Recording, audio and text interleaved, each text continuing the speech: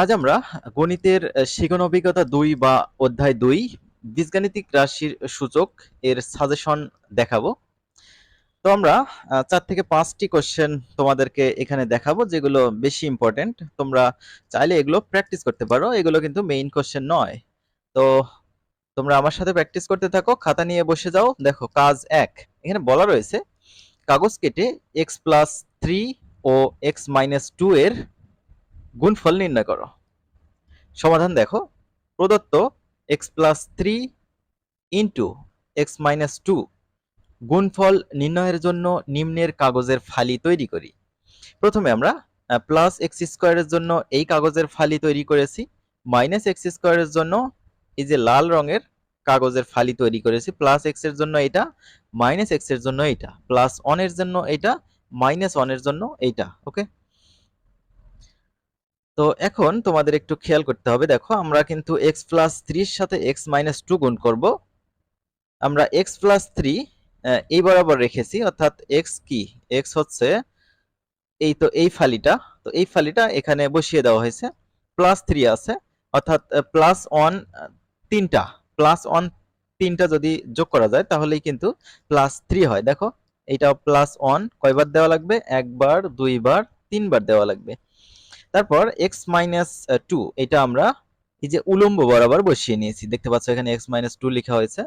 তো এটা হচ্ছে x ফালি, আর মাইনাস ওয়ান আকৃতির ফালি আমরা দুটো বসাবো যেহেতু -2 আছে, তো এই যে -1 -1। ওকে, এখন আমরা গুণের কাজটা এখান থেকে করতে পারি। এই যে এটা x আর x গুণ করলে হবে x স্কয়ার, তো x স্কয়ারের কাগজ ছিল হচ্ছে এইটা, এই ফালিটা এখানে বসানো হয়েছে, ঠিক আছে। তারপর হচ্ছে এই যে এইটা দিয়ে আবার হচ্ছে আমরা এইটাকে গুণ করব, ঠিক আছে। এই যে এই ফালি দিয়ে এইটা, এইটা, এইটা, এইটা, এই তিনটাকে গুণ করে এই সোজা বসানো হয়েছে। তাহলে এই যে x দিয়ে 1 কে গুণ করলে x হবে, তো x ফালি বসানো হয়েছে। x দিয়ে 1 কে গুণ করলে x হবে, এই ফালি বসানো হয়েছে, x ফালি। আবার x দিয়ে 1 কে গুণ করলে x এর ফালি হবে, এখানে বসানো হয়েছে, ঠিক আছে। তো ক্রস গুলো কিভাবে দেওয়া হয়েছে, কেন দেওয়া হয়েছে সেটা পরে বলতেছি আমি। তারপর এখানে হচ্ছে -1, -1 দিয়ে এই তিনটাকে চারটাকে গুণ করে এই সোজা বসাবো। আবার এই -1 দিয়ে এই চারটাকে গুণ করে এই সোজা বসাবো, ঠিক আছে। তাহলে -1 দিয়ে x কে গুণ করলে হবে -x, তো -x এর ফালি এখানে আমরা বসিয়ে দিয়েছি, দেখতে পাচ্ছ -x এর ফালি হচ্ছে এইটা। আবার -1 দিয়ে +1 কে গুণ করলে প্লাস মাইনাসে মাইনাস, তো -1, একইভাবে প্লাস মাইনাসে -1, একইভাবে প্লাস মাইনাসে -1, ঠিক আছে, এখানে আমরা বসিয়েছি। তো সেম ভাবে এই যে -1 দিয়ে সবগুলোকে গুণ করলে আগে যেগুলো পেয়েছি ফালি সেগুলোই এখানে হবে। তো দেখো প্লাস এক্স মাইনাস এক্স ফালি কিন্তু কেটে যাবে আমরা যদি এই সবগুলো যোগ করি। তাহলে এই যে plus x minus x, plus x minus x cancel করে দেওয়া হয়েছে। তাহলে থাকে আমাদের হচ্ছে এই যে এক্স স্কোয়ার, তো এক্স স্কোয়ার আমরা এখানে লিখেছি। তারপর এই যে ক্রস গুলো বাদ দিয়ে এখানে হচ্ছে প্লাস এক্স থাকে, সেটা আমরা লিখেছি। তারপর এই যে এই ফালিগুলো কিন্তু -1 আকৃতির, কয়টা, 1 2 3 4 5 6, তাহলে -1 হচ্ছে 6টা, তাহলে আমরা লিখতে পারি -6 বা -6। তো এইটাই হচ্ছে আমাদের উত্তর। এভাবে ব্লক পদ্ধতিতে বীজগণিতীয় রাশির মডেল তৈরি করা যায়। পরবর্তী কাজটা আমরা কি সাজিয়ে নিয়েছি দেখো, এগুলো বাসায় প্র্যাকটিস করবে। কাজ 2, নিচের চিত্রের আয়তন নির্ণয় করো। তো এটা একটা হচ্ছে ঘনবস্তু, আয়তাকার ঘনবস্তু, যার দৈর্ঘ্য আছে, প্রস্থ আছে এবং উচ্চতা আছে। তাহলে দৈর্ঘ্য হচ্ছে এই যে এটা 4a - 3, তারপর হচ্ছে প্রস্থ হচ্ছে এটা 2a + 1, উচ্চতা হচ্ছে এই যে এটা a + 4। তাহলে আমাদের যেহেতু আয়তন বের করতে বলছে, আমরা জানি আয়তন মানে হচ্ছে দৈর্ঘ্য গুণ প্রস্থ গুণ উচ্চতা। তাহলে এই যে দৈর্ঘ্য গুণ প্রস্থ গুণ উচ্চতা করা হয়েছে। প্রথমে আমরা এই যে তিনটাই কিন্তু একসাথে গুণ করতে পারবো না, তিনটা জিনিস, তাহলে দুটো দুটো করে গুণ করে নেব। এই দুটো আমরা গুণ করেছি, দেখো এই যে 4 এর সাথে প্রথমে আমরা 2a + 1 গুণ করব। তো 4 এর সাথে আমরা 2a গুণ করব, 4 দুগুণে 8, a গুণ করলে a স্কয়ার, 8a স্কয়ার। তারপর হচ্ছে 4 এর সাথে যদি আমরা 1 গুণ করি তাহলে 4 এর সাথে 1 গুণ করলে 4a হবে প্লাস, তাই না। তারপর এই যে -3 এর সাথে 2a গুণ করো, প্লাস মাইনাস মাইনাস, 3 দুগুণে 6a, তাহলে -6a। আবার 3 এর সাথে 1 গুণ করো, 3 এর সামনে মাইনাস আছে, minus plus, plus minus minus, 3 একে 3। তারপর এটা যা আছে আমরা তাই রেখে দিয়েছি। এবারে আমরা গুণের কাজটা করব। তাহলে 8a স্কয়ার, যোগের কাজটা করে নিতে হবে। তাহলে +4a - 6a, এটা ক্যালকুলেশন করলে হবে -2a, আর এই যে হচ্ছে -3 এটা আমরা লিখেছি। এবার আমরা দুটো জিনিস গুণ করব। প্রথমে আমরা এই যে 8a স্কয়ারের সাথে গুণ করব, হয়ে যাবে 8a কিউব। আবার 8a স্কয়ারের সাথে যদি 4 গুণ করি, 4 8 32a স্কয়ার হবে। আবার -2 এর সাথে যদি গুণ করো তাহলে হবে -2a স্কয়ার। -2 এর সাথে যদি 4 গুণ করো তাহলে -4 দুগুণে 8 হবে। আবার এই যে কি বাকি থাকলো, এবার হচ্ছে -3 বাকি থাকলো, তো -3 দিয়ে আমাদের গুণটা করতে হবে। তো -3 দিয়ে যদি গুণ করো তাহলে -3a হবে। তারপর -3 দিয়ে 4 কে গুণ করো, প্লাস মাইনাসে মাইনাস, 3 4 12 হবে। এবার যোগ করে দিলে উত্তর হবে 8a cube 32a square -2a square, কয়টা হবে বিয়োগ করলে 30টা a স্কয়ার হবে। তাহলে -8a -3a, 8 আর 3 কত হয়, -11a। তারপর শেষে হচ্ছে -12 আছে। আয়তনের একক হচ্ছে ঘন, ঘন একক, ঠিক আছে। এবার 3 নম্বর দেখো, বলছে যে ছবির সাহায্যে 4x + 3 এর বর্গ নির্ণয় করো। তাহলে 4x + 3 এর বর্গ অর্থাৎ 4x + 3 হোল স্কয়ার নির্ণয়ের জন্য একটি বর্গাকৃতি কাগজ নেই, যার প্রতি বাহুর দৈর্ঘ্য 4x + 3। এগুলো কিন্তু আমরা আগেও করেছি অঙ্কগুলো, যখন বইয়ের টিউটোরিয়াল গুলো বানাচ্ছিলাম তখন। তোমরা চাইলে সপ্তম শ্রেণীর গণিতের যে প্লেলিস্টটা আছে চ্যানেলে ঢুকে দেখতে পারো। এখন 4x + 3 বাহুতে 4x ও 3 এর দৈর্ঘ্য চিত্র অনুসারে চিহ্নিত করি, ফলে 4টি ক্ষেত্র পাওয়া যাবে। কিভাবে 4টি ক্ষেত্র পাওয়া যাবে সেটা তোমাদেরকে একটু বলি। দেখো, দেখো এই যে এইটুকু হচ্ছে 4x নেওয়া হয়েছে, এইটুকু হচ্ছে 3, এই হলো 4x + 3। এখানে সেম ভাবে 4x, এটা হচ্ছে 3। তো এই বরাবর আমরা একটা দাগ দিয়েছি, এই যে 3 এইটুকু, এই বরাবর একটা দাগ দিয়েছি, ঠিক আছে। 4টা ফালি তৈরি হয়েছে কিন্তু। তাহলে এই একটা, এই একটা, এই একটা, এই একটা, এই দুটো কিন্তু সেম। তাহলে এইটা এখানে আমরা বসিয়ে দিয়েছি, তারপর এই যে এই দুটো পাশে আমরা কেটে বসিয়ে দিয়েছি, তারপর এটা একটা বর্গ, এটাও আমরা বসিয়ে দিয়েছি।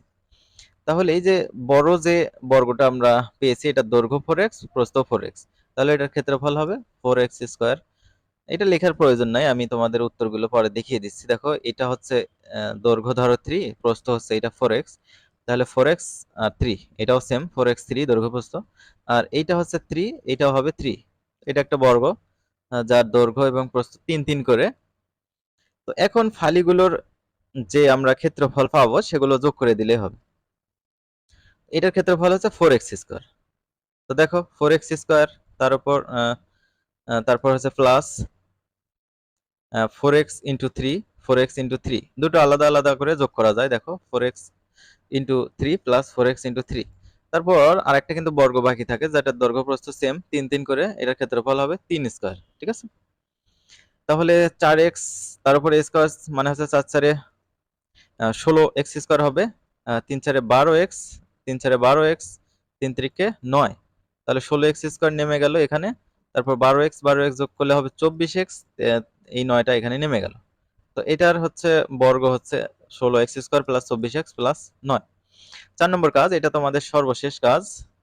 আমি জানি তোমরা অঙ্ক দেখতে চাও না, কোশ্চেনের আশায় বসে আছো, কিন্তু সব সময় তো এমন হবে না, তাই না? প্র্যাকটিস ছাড়া ভালো করা যাবে না ভবিষ্যতে এরকম ফাঁকিবাজি দিয়ে। দেখো, সমাধান করতে বলা হচ্ছে 1 নম্বর, 2 নম্বর এবং 3 নম্বর, একটা একটা করে দেখি।